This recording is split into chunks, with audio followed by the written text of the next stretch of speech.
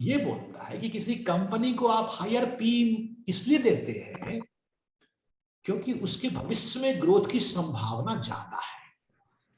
अब लड़ो ये फॉर्मूला पे जो हमने ग्राहम साहब की बात की थी, the present value of any security is the discounted value of all its future cash flow. आगे ग्रोथ रेट संभावना ज्यादा है तो आज ही प्राइस चेंज हो गया, आज ही पी मल्टीपल बढ़ गया। तो पीजी रेशियो में ग्रोथ रेट, अब देखिए अब बड़ा आसान लग जाएगा। यदि एसबीआई की ग्रोथ रेट कितना 8-10% के आसपास ही होती है, SBI growth rate annual CAGR जो है सो 8-10%, नॉर्मल कंडीशन में। अभी तो एनपीए का चक्कर पड़ गया, पहले जब एनपीए झपा हुआ था तो 8-9% सीएजीआर था उसका। और कोटक मोटक बैंक, एचडीएफसी बैंक वगैरह सीएजीआर 30-30, 25-25। अब देखिए आप बाजार में 9 पी मल्टीपल एसबीआई का डिवाइडेड बाय 9% ग्रोथ रेट कितना आया, पीजी रेशियो 1। एचडीएफसी बैंक का भी P multiple 25 divided by growth rate 25%, वो भी एक ही आता है। PG ratio is one which is balancing it little symmetrically unlike P ratio. इसलिए PG ratio is advancement over P because it considers growth also as a one important parameter when you forecast the future price. PG ratio अपने filter में PG है उसको use कीजिए, अपने filter में जो हम स्क्रीन में करते हैं उसमें पीजी रेशियो है, उसमें इंडस्ट्री पी भी है, नहीं उसको यूज कीजिए, अभ्यास कीजिएगा तो बड़ा इंटरेस्टिंग चीज होगा, बहुत चीज निकल गएगा। एक दिन एक आदमी लिखे थे कंपनी के बारे में, मेरे दिमाग से निकल गया क्योंकि उस दिन प्रोग्राम काफी था। और फिर मैं आज कल बैठूंगा, कल मेरे पास कल सवेरे में बैठ के करूंगा पीजी रेशियो। नहीं तो price adjusted price to growth, इस पर सवाल जो बनाएंगे हाथ साफ हो जाएगा आपका। इसके अलावा जो इंपॉर्टेंट है एक है इंटरप्राइजेज वैल्यू, पहले आपने कर लिया है नहीं, मार्केट कैपिटलाइजेशन ये भी हमने भेज दिया, आज बना के भेजा हूं, मार्केट कैपिटलाइजेशन और टोटल डेट और माइनस कैश पोजीशन, नहीं इंटरप्राइजेज वैल्यू। तो ये भी अब इसको हम लोग कंपेयर करते हैं ईवी टू ईबी, ईबीटीआईडीए या ईवी टू ईबिटा ये रेशियो, या ईवी टू सेल्स ये भी वैल्यूएशन होती है कि कितना कंपनी ने जैसे कर लीजिए, उसमें कोई सेल्स का नंबर डालिएगा तो ये रेशियो निकल जाए, गुना ही तो है, नहीं उससे कोई फर्क नहीं पड़ता है। तो इस तरह का ये आपने पहले किया ही हुआ है ना। आरओई आरओसी, आरओई पे तो सवाल बना देते हम लोग है ना, पुराने हो गए, पैट डिवाइडेड बाय नेटवर्थ। और आरओसी की बात करते हैं तो ROC return on capital employed, capital employed मतलब कि इक्विटी भी और डेट भी, मतलब कि जो इनकम ली जाए जहां पे इक्विटी डेट दोनों लिया जाएगा, इसलिए ईबिटा लेवल पे लेते हैं, ईबिटा लेवल पे दोनों लिया जाता है, और पैट लेवल पे इक्विटी खाली ली जाती है, इसलिए आरओई में पैट का प्रयोग करते हैं और आरओसी में ईबिटा का प्रयोग करते हैं। ये क्लियर कि नहीं? Yes sir. परफेक्ट। अब यहीं पे देखिए, हालांकि आप लोगों को नहीं है,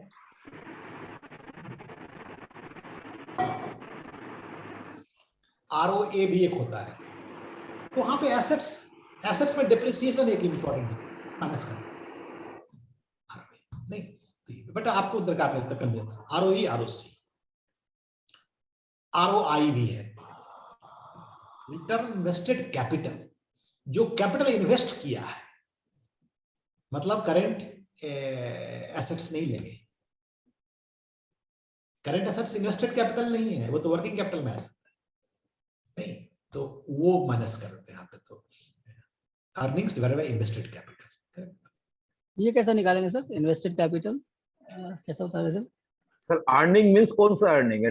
पैट, इसमें ईबिटा लेंगे, जैसे ही आप एसेट्स पे निकालना शुरू करेंगे ईबिटा पे चले जाएंगे आप। Return on invested capital, EBITDA upon invested capital में आपका जो टोटल एसेट्स है ना उसमें माइनस कर दीजिए, करंट एसेट्स माइनस कर दीजिए तो आ जाएगा invested capital. Total asset minus current asset, right sir? Minus कर दीजिएगा तो आ जाएगा इन्वेस्टेड कैपिटल। जो करंट एसेट नहीं है वो तो इन्वेस्टेड ही है ना आपका। तो करंट एसेट में सब कुछ आ गया, आपका इन्वेंट्री भी आ गया, आपका रिसीवेबल्स भी आ गया, उसके बाद आपका क्या कहते हैं जो कुछ कैश इक्विवेलेंट है वो भी आ गया, है ना, सब कुछ उसमें आ गया आपका। तो जो बात बाकी है वो आपका इन्वेस्टेड है, तो एसेट्स माइनस करंट एसेट हो गया invested capital.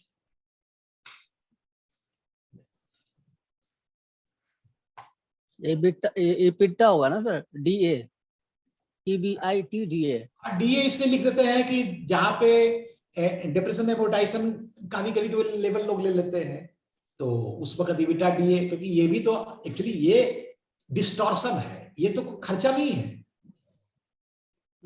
It's not cost to the PL account, लेकिन ये एक एंट्री, अकाउंटिंग एंट्री है, तो इसलिए कभी कभी लोग ईबिट के बदले में ईबिट डीए ले लेते हैं। लेकिन आपके सवाल जो भी आएंगे उसमें ईबिट पे ही सवाल आएगा, वो डीए वगैरह हटा देता है, वो लोग नहीं रखता है।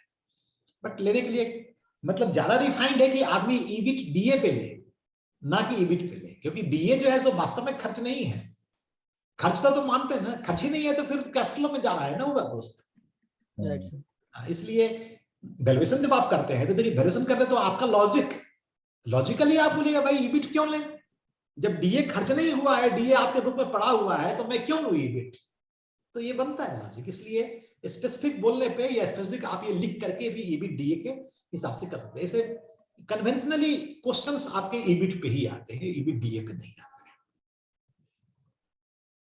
प्राइस टू बुक वैल्यू पता ही है आपको, प्राइस क्या हो गया, मार्केट प्राइस, बुक वैल्यू क्या हो गया, बुक वैल्यू हो गया आपके net worth divided by number of shares. नहीं, अभी नंबर ऑफ शेयर्स ऊपर से कट गया, नंबर शेयर ऊपर चला गया, तो मार्केट प्राइस पर नंबर ऑफ शेयर्स क्या होता है, मार्केट कैपिटलाइजेशन होता है। हम लोग ये वाला यूज किए हुए थे ना, नहीं अभी सवाल यदि आ जाए आपके पास में कि मार्केट कैपिटलाइजेशन ये है और साथ में बुक वैल्यू ये है, निकालिए प्राइस टू बुक वैल्यू, तो निकल सकती है, नहीं निकल सकती है, नंबर ऑफ शेयर्स चाहिए होंगे सर। हाँ, तो number of shares market capitalisation दे दिया ना, मार्केट कैपिटलाइजेशन है और इक्विटी का वैल्यू है ना, या तो प्राइस चाहिए होगा सर। दरकार क्या है, नेटवर्क आपको प्राइस टू बुक वैल्यू निकालनी है, इसी को डिवाइड कर दीजिए, बन जाएगा प्राइस टू बुक वैल्यू। क्योंकि प्राइस क्या होती है, मार्केट प्राइस, बुक वैल्यू क्या है, नेट वर्थ बटे number of shares, number of share ऊपर जाएगा तो मार्केट प्राइस का number of shares, market capitalisation होगी आपकी। ठीक है सर। नहीं ये जो है, नहीं फॉर्मूला ठीक है सर, ये फार्मूला एक ही है, हाँ दोनों एक ही है, एक ही है। हम बोले कि सवाल इस तरह से घुमा देता है कभी कभी। इस एग्जाम में हमने देखा है कि मैथ्स में गलती होने की वजह लोगों की एक ही होती है, एक बोलते हैं सब मालूम था, सब सुना हुआ ईपीएस पी मार्केट, लेकिन जवाब ही नहीं मिल रही थी। वो इसलिए कि ये वाला फार्मूला पे सवाल दिया, EPS divided by dividend yield पे सवाल दिया, ऐसे सवाल थोड़ा सा ट्विस्ट करते, चीज तो वही 15 जो हम लिख के देंगे वही है, सवाल बनाएंगे हाथ सेट हो जाएगा, चिंता नहीं करनी उसकी।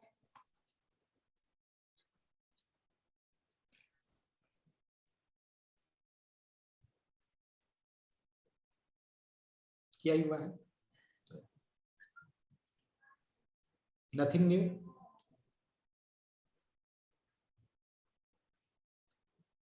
हाँ, अदर मैट्रिक्स में एक होता है आपका SOTP, sum of the parts. ये क्या होती है, जब कंपनी होल्डिंग कंपनी होती है ना, होल्डिंग कंपनी जब होती है ना, तो कंपनीज के ना अनेक छोटे छोटे पार्ट होते हैं, या फिर यदि कंपनी ने SPV बनाया हुआ, स्पेशल पर्पस व्हीकल बनाया हुआ हो, तो SPV क्या है, एक ऑफ बैलेंस शीट एक्सरसाइज है, मतलब एक कंपनी ने 5 प्रोजेक्ट पे काम कर रहे हैं तो पांचों का अलग अलग अकाउंटिंग बुक रखते हैं, इसको बोलते हैं SPV, special purpose vehicle. Mostly किसमें होती है, इंफ्रा कंपनी में होती है, प्रोजेक्ट फाइनेंस में होती है। कि दे बंडल ऑफ बिजनेस, नहीं 5-6 बिजनेस कर लिया है तो सबके अलग अलग वैल्यूएशन होते हैं, पेरेंट वैल्यूएशन में नहीं डालते उसको, उसका वजह है, उसका छोड़ दीजिए, सब वजह में उसकी एक वजह होती है, तो कोई बात नहीं है। हम यदि इस कंपनी की वैल्यू निकालना चाहेंगे तो सम ऑफ द पार्ट्स, सारे पार्ट्स के अलग अलग, सिंपल थ्योरी है, इसमें कुछ खास नहीं। सम ऑफ द पार्ट्स जो है यूज करते हैं SOTP, ये प्रोजेक्ट फाइनेंस में यूज होती है, यहाँ पे इन्वेस्टमेंट्स में यूज बिल्कुल नहीं होती है। ये तो आपने देख लिया CAPM थ्योरी, बाद बाकी सब चीज आपको है ना, ये मैं इसको पोस्ट कर देता हूँ, ये आपको आज सोने से पहले 3 बार पढ़ लीजिएगा जरूर से, प्रॉमिस कीजिए जरूर 3 बार पढ़िए। Yes, sir. क्योंकि ये कंक्लूजन है, मतलब पूरा बुक का आप ये देख समझिए कि कंक्लूजन इन्होंने यहाँ पे कर दिया है। तो ये ऐसे करके रिवाइज करेंगे। इसलिए वैल्यूएशन में एकदम कॉन्सेप्ट क्लियर रखेंगे, एब्सोल्यूट क्या है, रिलेटिव क्या है, एब्सोल्यूट कैसे निकालते हैं, लिमिटेशंस क्या है, रिलेटिव में मात्र 10 वर्ड है, 12 वर्ड है, उसके बाद प्रैक्टिस है। नहीं, तो यही था आपका वैल्यूएशन। और चूंकि बहुत सारा पोर्शन तो आपने पहले ईपीएस पी सब तो आप पहले जान ही चुके थे, इसलिए आसानी से हो गया। नहीं तो ईपीएस बताने में लग जाता है 10 मिनट, पी बताने में लगता है 5 मिनट, पीजी में 5 मिनट 10 मिनट, तो फिर तो लंबा खिंचा जाता है। तो आप लोग चूंकि पहले सवाल ही बनाए हुए थे, इसलिए मैं आपको पोस्ट कर देता हूँ ये 10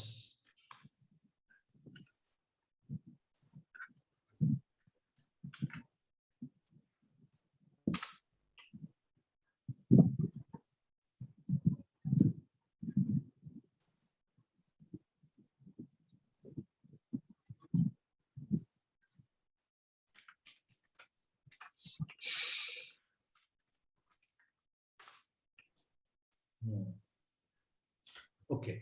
तो अब लौट के आते हैं, जो हमने आज भेजा था ना, उसको एक बार देखने के लिए।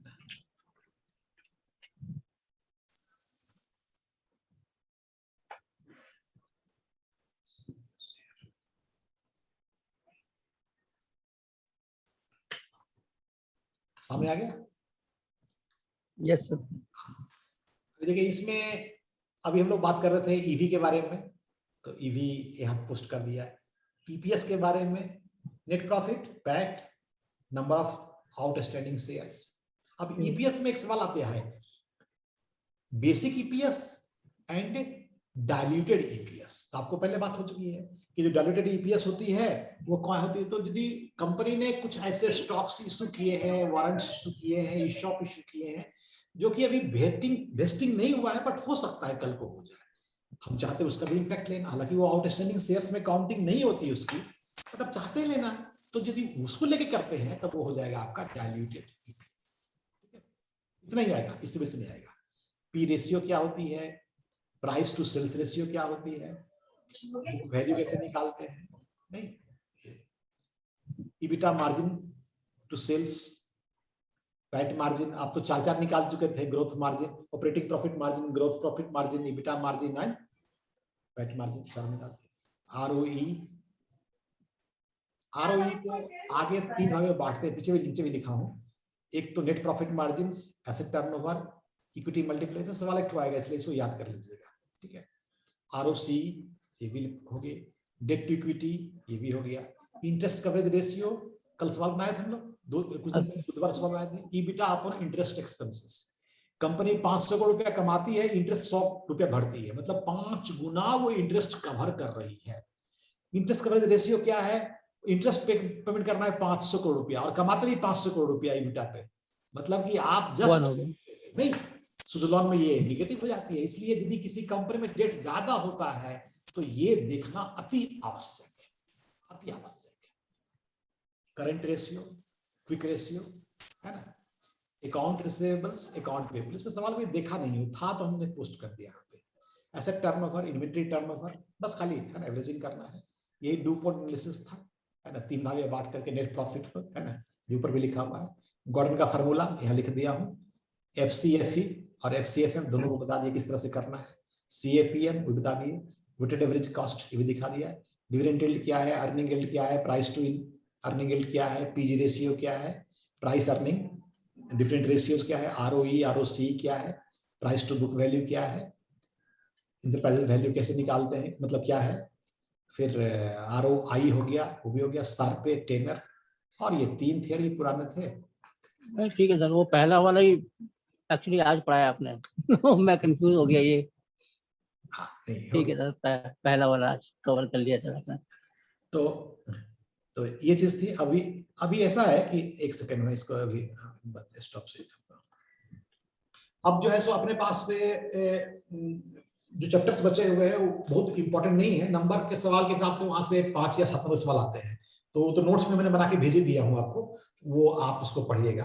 अब आप एक चीज समझिए, इतना समय देने के बाद, समय का बहुत महत्व है, बहुत महत्व है। इतना समय देने के बाद में एग्जाम नहीं दीजिएगा तो धोखा हो जाएगा नहीं।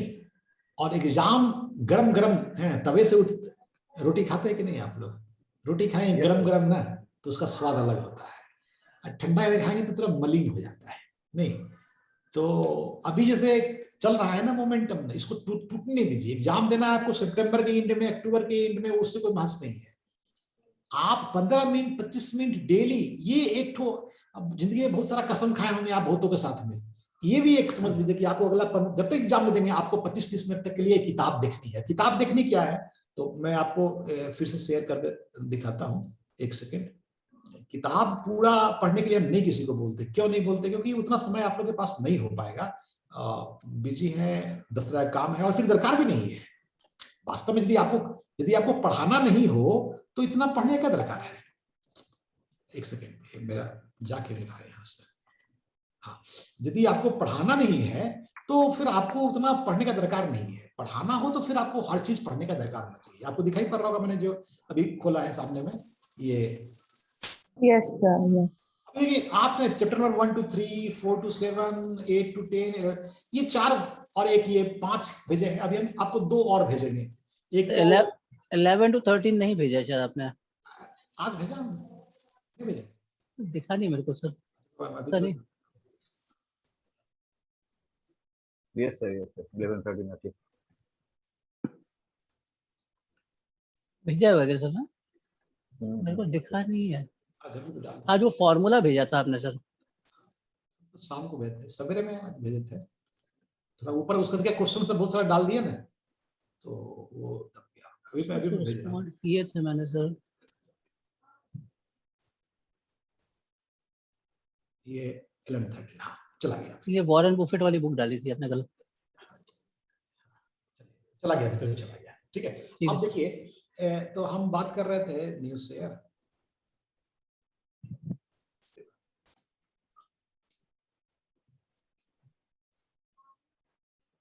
हाँ, ये आपको दिखाई पड़ रही होगी मेरे इसमें से न्यूज शेयर। हाँ, दिखाई पड़नी चाहिए। तो ये 4 बुक है ना, और ये फार्मूला वाला, ये 5 बुक्स ये पढ़ते, ये इसमें बुलेट पॉइंट्स जो है इसको पढ़ें। किसी में 3 पेज है, किसी में 7 पेज है। 3 पेज नहीं होगा, 6 पेज से 7 पेज 8 पेज के आसपास में होगा। पहला बार थोड़ा टाइम लगेगा, सेकंड टाइम तो आप खटखट देख करके स्कैन कर लेंगे। जब आपको स्कैन करना शुरू हो जाए तो उसको हाथ से ढक करके पढ़ना शुरू कीजिए। तब आपको टेस्ट हो जाएगा कि अच्छा पीजी बोल सकते हैं। अपने मन में बोलिए ना, कोई दिक्कत नहीं, हमको नहीं बताइए, अपने मन में बोल के देखिए। हाँ, पीजी का मतलब प्राइस हो गया, पीजी मतलब ग्रोथ हो गया, growth of what, growth of, okay. तो ऐसे करके थोड़ा सा एक बार सोचना शुरू कर देंगे ना तो पकड़ में आने चीज हो जाएगी। बस इस पे ध्यान रखिए, डेली 15-20 मिनट का। और सम जो देते जाते हैं, पुराना सम भी हम रिपीट करेंगे आगे चल के, उसको 2-4 ही बना दीजिए। सब नहीं बनाते हैं तो 5 ही बना लीजिए, 2 ही बना लीजिए, है ना। और जो जो टर्म्स आप पढ़ते हैं वो टर्म्स लिख दिया कीजिए कभी कभी, कि आपने कोई टर्म्स पढ़ा। हो सकता है कि आपको उसमें दिक्कत हुई होगी, या हो सकता है उसमें दिक्कत नहीं भी हुई होगी, तो कुछ हम भी उसमें ऑडियो डाल देंगे तो थोड़ा सा आपको, क्योंकि आप देखिए पढ़ते हैं तो उसमें आपको बहुत मेहनत करनी पड़ती है, सुनने में थोड़ा कम मेहनत करनी पड़ती है, तो सुन के भी काम चला जा सकता है। तो अब क्लास खत्म हो जाएगा कल के बाद में ना, तो हम बराबर से कुछ ऑडियो उसमें डाल दिया करेंगे ग्रुप में, तो उसको आप सुने 2-4 बार 5 बार, उसमें कुछ आपके मन में बात आएगी कि यार ऐसे क्यों बोले, इसको ऐसे भी तो बोला जा सकता था। तो वो जो चीज आएगी वही चीज तो है, बस हो गया काम खत्म। एग्जाम डिफिकल्ट नहीं है, बस एक फ्रेम में आपको आना है कि आपको एग्जाम देनी है। दूसरी वाला यही है, सब याद हो जाएगा, कुछ भी नहीं छूटेगा। यही था, सॉरी यही था। अब आपके पास है अगला 5-7 मिनट जो भी बचा हुआ है आपके लिए, कुछ बोलना हो तो आप बोलिए।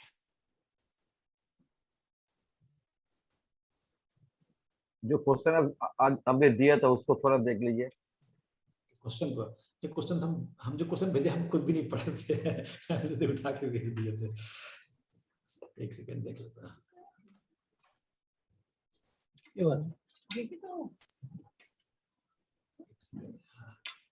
ये वाला ना, हाँ करेक्ट, देख लेते हैं।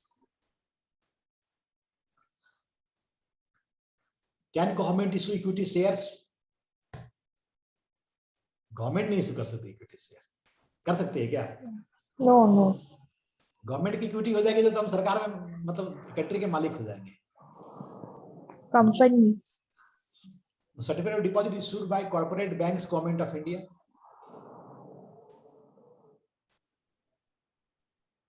सीडी बैंक इशू करती है, बैंक सिटी बैंक इशू करती है। यदि ऐसा सर्टिफिकेट ऑफ सीपी रहता, कॉमर्शियल पेपर्स होता, तब कॉर्पोरेट हो जाता।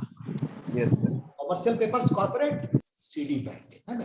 नैब इज डायनेमिक, बिल्कुल सही। Yes open ended schemes are bought from the fund and sold back to the fund. Yes Which of the following is true about ETF? ETF is listed. All the above. All that, yes. Passively managed, lower expense ratio, provide diversification. Perfect. OCD are convertible at the option of overseas. OCD क्या होता है भाई? क्या लिख दिए? OCD, overseas convertible debenture. Okay. Overseas convertible debenture is at the option of company regulators debenture holder. नहीं, वो CD convertible होगा, वो कंपनी का ऑप्शन पे होगा।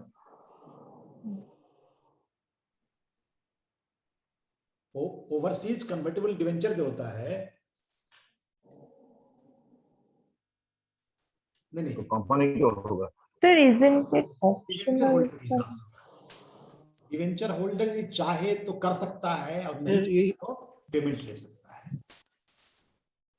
ये वाला सी होगा ना सर, ये हाँ? सी होगा ना सर, सही आंसर इसका, डिबेंचर होल्डर। डिवेंचर होल्डर के पास ऑप्शन है कि वो चाहे तो पेमेंट ले ले, नहीं तो इक्विटी में कन्वर्ट कर ले। कंपल्सन होता है, उसका नाम होता है FCCB या FCC। उसमें कंपल्सरी कंपल्सन होता है, उसमें कंपनी के हिसाब से ही कंपल्सन करना पड़ता है। अच्छा, उसके बाद what is sponsored issue? Shareholder offer their shares at an agreed price for conversion into depository. Company issuing fresh capital. A GOI sponsor नहीं, company issuing fresh capital नहीं, sponsor। उसका security market offers raise capital, liquidity, all of them। Sir sponsored issue जो है, ये तो sir जो DR issue करते हैं, ये वो वाला है ना सर? डिपॉजिटरी के बारे में बोल रहे हैं क्या? हाँ सर, ये तो वही है। डीआर में तो अपने को लिखना पड़ता है ADR, GDR, IDR। स्पॉन्सर तो वही होता है ना सर, जो स्पॉन्सर वो नहीं करते हैं, उसके लिए तो स्पेसिफिक वर्ड है ADR, GDR और IDR। IDR, right. उसके लिए तो यही 3 वर्ड है। तो इसमें सर एक डिपॉजिटरी होता है, राइट सर, जिसके पास कुछ शेयर्स उसके पास मतलब रखे जाते हैं। इसमें क्या है कि जैसे मान लीजिए हमको ADR लानी है, हम रिलायंस है, तो हाँ कितना लाना है? तो हमको मान लीजिए लाना है 5 लाख शेयर्स अमेरिका में डाल, तो 5 लाख शेयर्स इंडियन डिपॉजिटरी से ये ट्रांसफर करेंगे अमेरिकन डिपॉजिटरी को देंगे हम, और फिर स्पॉन्सर अभी सर अमेरिकन डिपॉजिटरी हो जाएगा, राइट सर? करेक्ट, हाँ। तो और अमेरिकन डिपॉजिटरी इसको हाँ लोकल लेवल पे फ्लोट करेंगे। अब ये 5 लाख शेयर कहाँ से आया आप बोलेंगे, तो 2 तरीके से आ सकते हैं। एक तो ये हो सकता है 5 लाख शेयर लाने का तरीका कि हमारे पास में ऑथराइज कैपिटल है 1 करोड़ रुपए का और हमने पेडअप किया है थोड़ा सा कम, तो थोड़ा सा बचा हुआ है उसको हम कर दें यहाँ पे ट्रांसफर। एक तो ये तरीका हो सकता है। दूसरा तरीका ये हो सकता है कि हम बाजार से हम शेयर को खरीदे, 5 लाख शेयर बायबैक ले। यदि पूरा पेडअप हमने ऑथराइज पेडअप कर लिया है, तो 5 लाख शेयर कहां से ट्रांसफर करेंगे? तो बाजार से 5 लाख शेयर को हम करेंगे, उसको बोलते हैं बर्निंग ऑफ शेयर्स, और फिर उसको ट्रांसफर कर दिया, तो वो शेयर सबको वहां से मिल गए। नहीं, तो यही चीज उधर से भी इसलिए इसको बोलते हैं फंजिबल बोलते हैं, है ना, इधर का फंजिबल। इसका मतलब आंसर क्या होगा सर? ये company issue fresh capital, right ji, sponsored से company issue fresh. Security market offer all there. Sir इसमें कुछ और भी क्वेश्चंस है सर, ऊपर वाले में 16 है टोटल क्वेश्चन। हाँ, private placement is made to less than 200 persons। 200, हाँ, 200। Right issue decreases the earnings of the company. Right issue से नंबर ऑफ शेयर्स बढ़ जाते हैं, कंपनी घट जाता है, बिल्कुल सही है। Does OFS offer for sale changes the capital structure of the company? No. Offer of sales company का प्रमोटर दे रहा है। ऑफर फॉर सेल कंपनी का प्रमोटर अपना कुछ कोटा बेच रहा है। जो फॉलो ऑन पब्लिक ऑफर होता है उसमें नंबर ऑफ शेयर बढ़ जाते हैं। 3 चीज होती है, IPO, follow on public offer and offer for cell. 3 तरह से। आईपीओ तो पता ही है आपको, पहली बार हमने शेयर इशू किए। फॉलो ऑन पब्लिक ऑफर क्या हुआ कि पहले में हमने शेयर इशू कर दिया 25%, अभी फिर 10% और बेचना चाहते हैं, तो कंपनी फिर से एक आईपीओ लेकर के आई। फॉलो ऑन पब्लिक ऑफर उसको बोलते हैं। ऑफर फॉर सेल का मतलब हुआ, मान लीजिए प्रमोटर के पास 20% है, सॉरी 50% है, वो 10% अपना बेचना चाहता है बाजार में, तो उससे नंबर ऑफ इक्विटी चेंज नहीं होगा, नहीं से निकल करके हमारे पास चला आएगा। जैसे सेबी का नियम में यह है कि हर कंपनी जो लिस्टेड है 75% से ऊपर की प्रमोटर होल्डिंग अलाउड नहीं है, अपने प्रमोटर होल्डिंग को टाइम से कम कर दीजिए। तो क्या किया इन लोगों ने, कोई 5%, 10%, 15%, जिसको ज्यादा था, तो उन सब लोगों ने टाइम मांगा 6 मंथ 1 ईयर का, और प्रमोटर के पास वो सब शेयर पड़े हुए थे, तो उसने ऑफर फॉर सेल लेकर के आया, ओएफएस लेकर के आया। तो कैपिटल से चेंज नहीं हुआ, इक्विटी उतना ही रहेगा जितना इक्विटी था। 3 चीज, IPO, follow on public offer and offer for cell. ये तीनों कहीं लिख लीजिए, एक दो बार बोलिएगा तो याद हो जाएगी। Investor level accounts in securities are held by depository participant. बिल्कुल सही। Hard underwriting is commitment at the initial stage. Initial stage of IPO, yes. P notes are issued by corporates, ये है ना? अच्छा नहीं सॉरी, नहीं, सेबी रजिस्टर्ड, एफडीआई, हाँ SEBI registered FDI होगा ना? FDI, foreign direct investment, FPI नहीं, एफपीआई होना चाहिए। एफपीआई हो गया जो कि, एफपीआई। हाँ एफडीआई हो गया जो कि हमारे यहाँ इंडस्ट्री लगाने आ रहा है। एफपीआई हो गया जो पोर्टफोलियो इन्वेस्टमेंट करने आ रहा है। तो सेबी रजिस्टर्ड एफपीआई हो गया इसका। ये पी नोट सर अपने इन्वेस्टर को इशू करेगा। हाँ, पी नोट्स जो है वो अपने इन्वेस्टर को इशू किया, और जो पैसा इकट्ठा, मतलब पी नोट्स इशू नहीं किया, वो जो पैसा इकट्ठा जो किया वो इंडिया में इन्वेस्टमेंट करने जा रहा है। पार्टिसिपेटरी नोट्स इसको जो बोलते हैं। तो इंडिया में जो वो पैसा, जिसमें एक्चुअली इसमें ऑनरशिप डिफाइन नहीं करते हैं, किससे पैसा इकट्ठा किया ये बताते नहीं। तो पार्टिसिपेटरी नोट्स में एक नियम है पूरी दुनिया में बना हुआ कि जो कंपनी पैसा इकट्ठा करेगी वो सोर्स नहीं बताएगी कि किससे इकट्ठा किया है।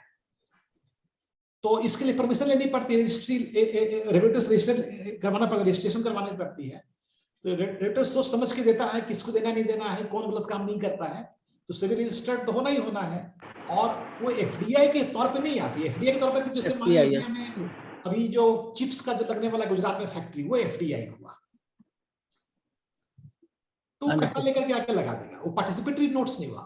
पार्टिसिपेटरी नोट तो बहुत वोलेटाइल होता है, आया गया नहीं, पोर्टफोलियो इन्वेस्टमेंट होता है, foreign portfolio investment. B,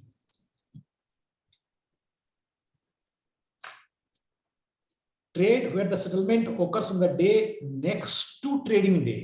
Sir, can you repeat 9 once? Right issue decreases 1. Right issue, हाँ देखिए राइट इशू में क्या होता है कि नंबर ऑफ शेयर्स बढ़ जाते हैं, क्योंकि हमने नए शेयर्स इशू किए। जब भी आपने नंबर ऑफ शेयर्स बढ़ा दिए तो कुछ बातें साफ साफ है, अर्निंग पर शेयर घट जाएगी। अच्छा एक second, earning of the company है दोस्त, अर्निंग ऑफ द कंपनी है। कंपनी का अर्निंग मतलब पैट हुआ ना।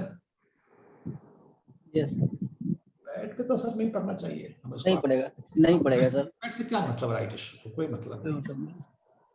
हम इसको अर्निंग पढ़ करके पूरा नहीं पढ़े, अर्निंग पर से समझ लिए। मैडम अच्छा कि आपने वापस यहाँ लौट के लेकर के आए। Earning of the company PAT होती है।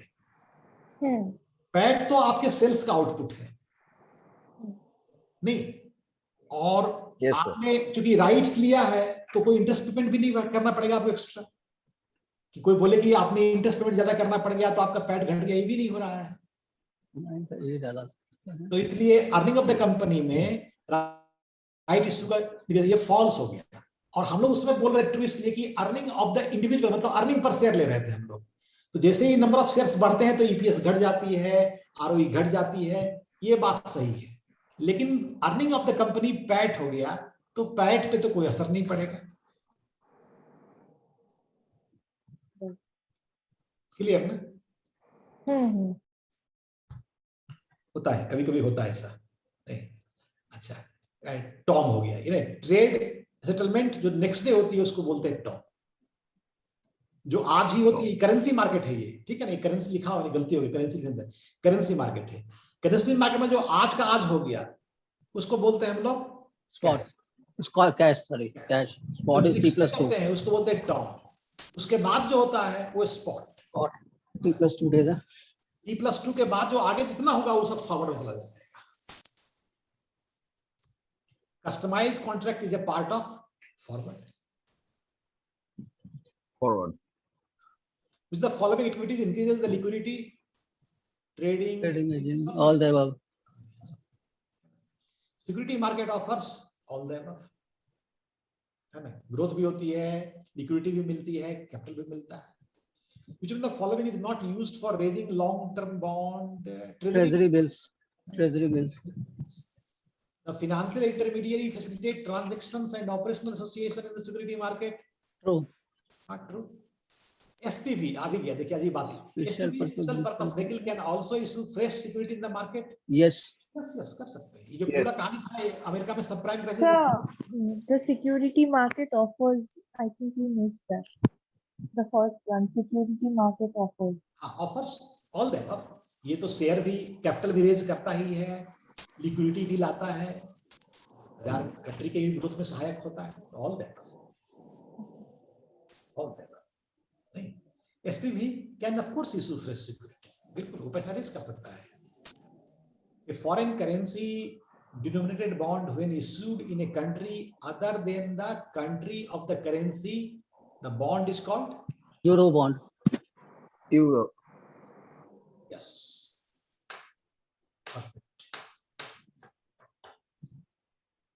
एकदम बेहतरीन।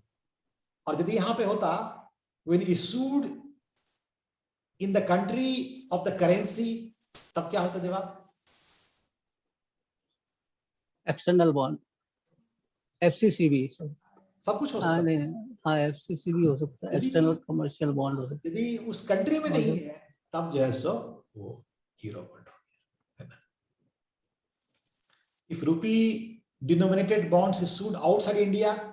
मसाला bond, which following has issued, which among the following has issuer bearing the currency risk? FCCB. FCCB, currency risk issuer को लेना पड़ता है। Which among the Currency convertible bond, foreign currency, नहीं, euro रूपी बॉन्ड में इशूअर को ना, euro रूपी बॉन्ड में तो दरकार नहीं पड़ेगा, वो तो रूपी में पेमेंट कर देंगे। इसमें तो इन्वेस्टर को पड़ेगा ना सर, इन्वेस्टर को पड़ेगा, इसलिए है ना, इशूअर को बोल रहा है तो एफसीसीबी होगा, बट इसमें कन्वर्ट कर देते हैं इक्विटी में। हाँ, तो पेमेंट उसको फिर रूपी में मिलेगी ना, कन्वर्जन तो हमको करना पड़ेगा इक्विटी में एफसीसीबी को, तो हाँ हमारा एफसीसीबी होगा, एफसीसीबी ऑप्शनली कन्वर्टेबल बॉन्ड देखिए एफसीसीबी होगा, एफसीसीबी तो करनी है, एफसीसीबी होगा। फिर एक बार इसको हम देख लेंगे बढ़िया से, कुछ फ्रेमिंग में कहीं गलती तो नहीं हमसे हो गई है ना, इसको अभी फिलहाल एफसीसीबी सब नजर आ रहा है, बट मैं फिर भी देख लूंगा कहां से उठा के लिख के रखे हैं, देख के बता दिया, ठीक है ना। Which of the following is not true? In convertible debenture dilutes the equity ownership. No, it's true है sir. convertible debenture offer no repayment liability to the issuer. ना, ये भी ट्रू है सर। ये भी ट्रू है, ये ट्रू है। convertible debenture में कोई repayment liability नहीं होती है। convertible debenture are a type of forward contract. Yes. ये भी ट्रू है सर, डी होगा sir. debenture invariably carry higher rate of interest than the interest rate कम होता है सर इसमें, कम होता है क्योंकि आपको इक्विटी का भी गेन वहां मिलने वाला है, इसलिए कम होता है। 8 का डी हो गया। Warrants are options that entitles investor to buy equity share of the issuer company after specified term. True. Yes. Most leading indices are weighted by market capitalization. I think true. But sir इसमें तो sir कुछ कंपनियों का ही होता है ना sir, जिसके basis पे दो तरह का होता है इंडाइसेस, एक होता है बाय प्राइस, एक होता है बाय कैपिटलाइजेशन। इंडिया में तो प्राइस वाला ही है, बीएससी प्राइस है, एनएससी प्राइस है, सारा का सारा वेट किसी में वेट पे नहीं है, नहीं कि वेट पे है? प्राइस पे वेटेड है ना सर, जैसे सेंसेक्स है 30 कंपनियों का वेटेज है सर ना उसमें। नहीं वेट, हाँ वेट ही है। एक सेकेंड इसको तो चेक करने दे दो, ये हम Sir, OCDs are optionally Weighted convertible debentures, right? हाँ करेक्ट, कैपिटलाइजेशन हाँ मोस्टली कॉमन, करेक्ट, सही है, सही है। वेटेड एवरेज जो है ना मोस्ट फ्रीक्वेंट वही है, ट्रू है उसको, ट्रू,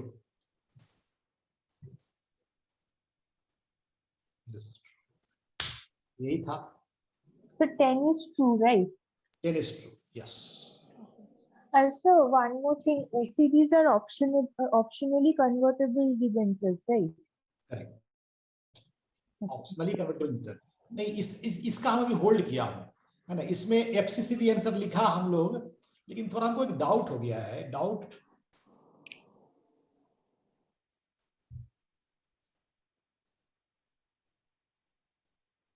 इसको 7 नंबर को रुक जाइएगा अभी, ठीक है, इसको नीचे फिर से पोस्ट कर देते हैं 7 नंबर को, हम थोड़ा देख करके बताएंगे इसका, ठीक है ना। ये आप लोग जरा देखिएगा तो इसके बारे में कहीं अच्छा से रिसर्च करके, ठीक है ना। थोड़ा सा हमको इसमें हमको एक कंफ्यूजन हो गया, हम खुद चेक करना चाहते हैं एक चीज को। सर अभी बुक में देख लेते हैं, हाँ बुक ये में सेम लाइन टू लाइन यही है सर बुक में, एक वो जो ओरिजिनल वाली बुक है ना, अच्छा अच्छा, उसमें सेम लाइन टू लाइन है सर। ये एक मिनट, ये तो वही से इकट्ठा किया हुआ है, तब तो बुक में मिल जाएगा जवाब इसका, तो हाँ फिर हाँ जवाब तो मिल जाएगा। फॉलो करेंगे। यदि बुक का जवाब होगा तो बट फिर हमको एक चीज देखना है इसमें, वो हम देख करके बताएंगे हम क्या देखना चाहते थे, देखेंगे तो फिर देख के बताएंगे आपको। ठीक है मेरा डन, तो आज का यही रखते हैं, है ना। और कल हम लोग रिमेनिंग चैप्टर्स करेंगे, उसके बाद तब फिर हम लोग रिवीजन और मैथमेटिक्स करना शुरू करेंगे। Okay. डन सर, तो बंद करें। Yes sir. Yes, sir. Thank you.